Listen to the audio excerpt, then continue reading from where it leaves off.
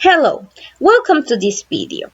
My name is Flor Tatiana. I am a student of the bachelor's degree in English language teaching in the subject Didactic 1. Join me to learn about the different teaching methods and approaches offered by the ESL system. Being an educator carries a great responsibility, and it is very important to know the different techniques that we can use to share knowledge in the most effective way.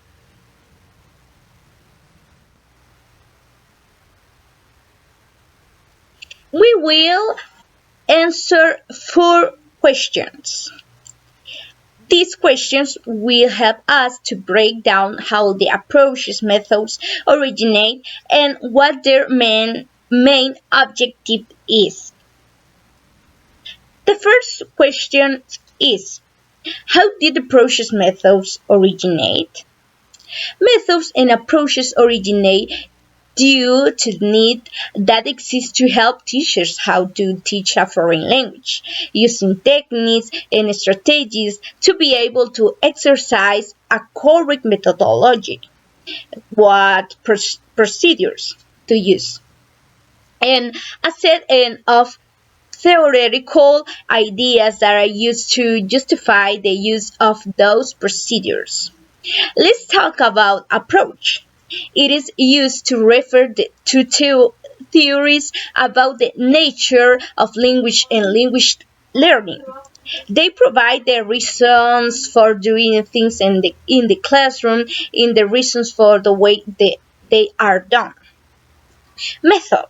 A method is the practical application of an approach in the classroom.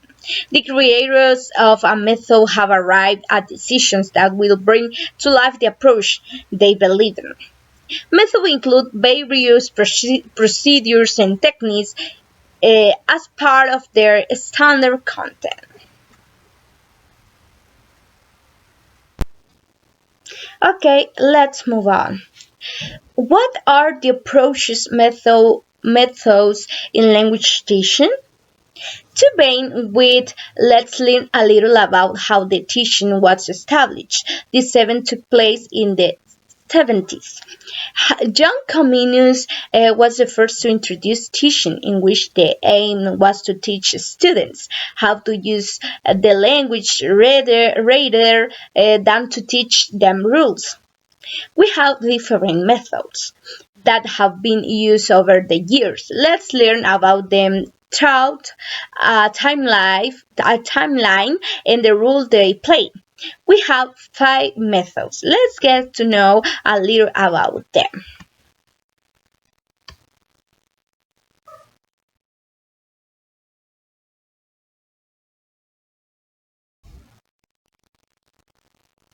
In the theories, we have the direct method. This method focuses all teaching on a target language so that the learner does not practice translations or use his or her native language. This method was used to teach exclusively in the foreign language and focused on speaking and listening.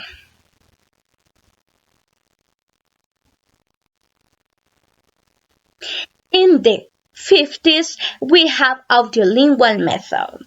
In this approach, students are said to be helped to develop habits that enhance English language learning such as using dialogues, using repetition, in which the learner repeats exactly what the teacher says.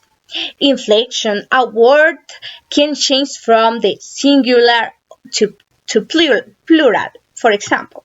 Substitution, which consists of substituting one word for another without changing the sentence construction. Reformulation, the student reformulates what the teacher has said. Summaries correspond to a stimulus response feedback pattern.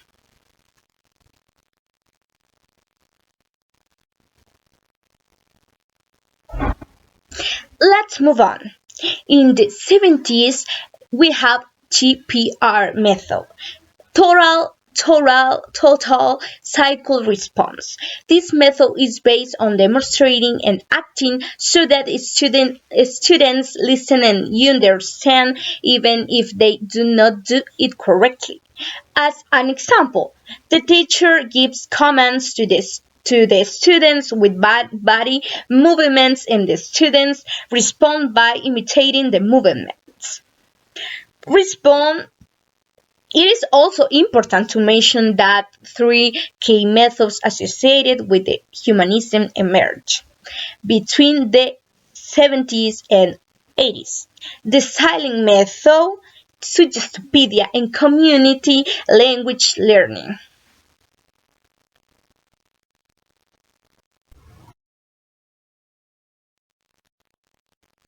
In the 80s, we have TBLT method, task-based language teaching. This method is based on the idea that learners can learn language by performing tasks. Learning are evaluated on whether they manage to complete the task and not on the language they have used to do so. Finally, the dogma of the 80s method, which encouraged teaching without textbooks and focusing on the language that emerged from conversation.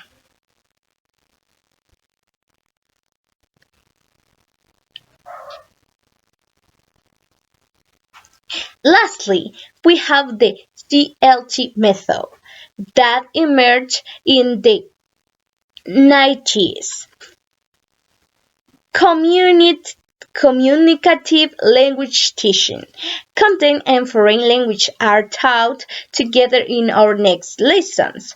We will discuss in more detail the main methods of language teaching by analyzing their theory and practice.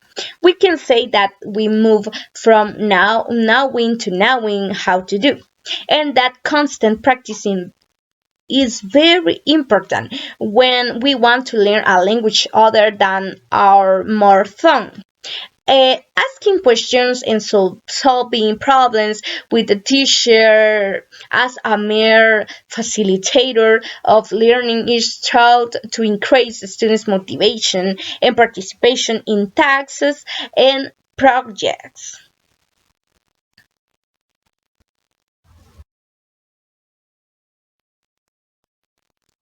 What is the importance of the approaches and methods in ESL teaching? Which are the most used?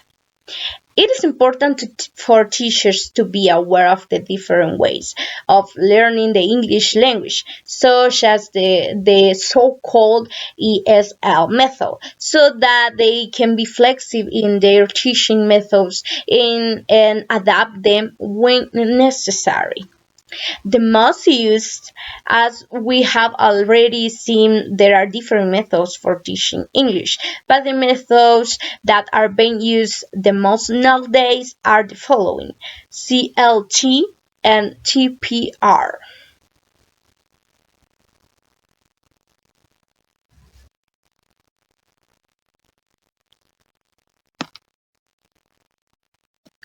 We have reached the end of this video. I hope it has been very useful. Thank you very much.